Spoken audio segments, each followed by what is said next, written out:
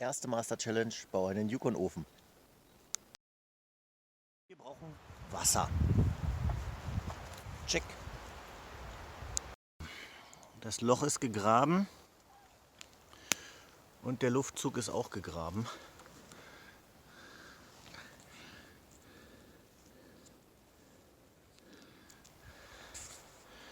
Wasser, Sand, Matschepampe und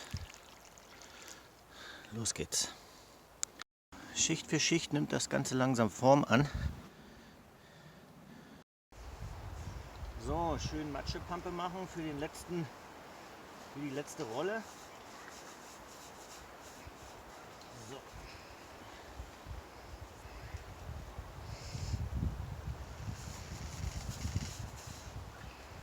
Und dann ist der auch schon gleich fertig, der Yukon-Ofen.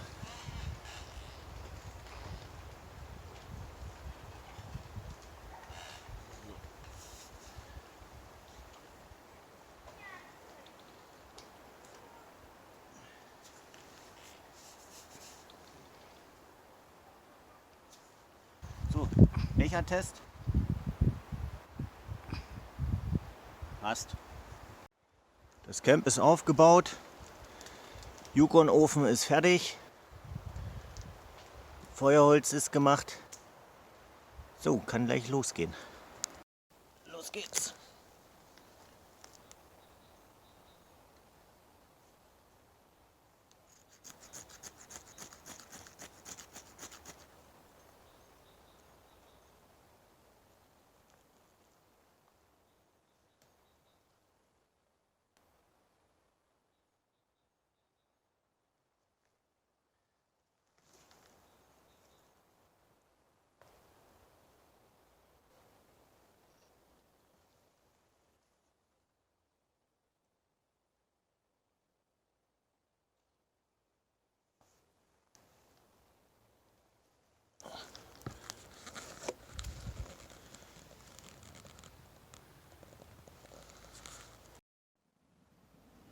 Es brennt, es brennt.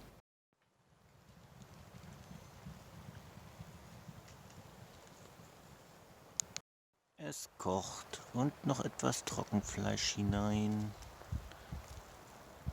Yummy.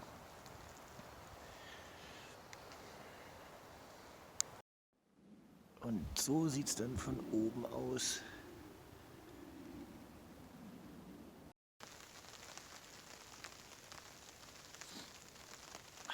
Ich würde sagen, Challenge bestanden.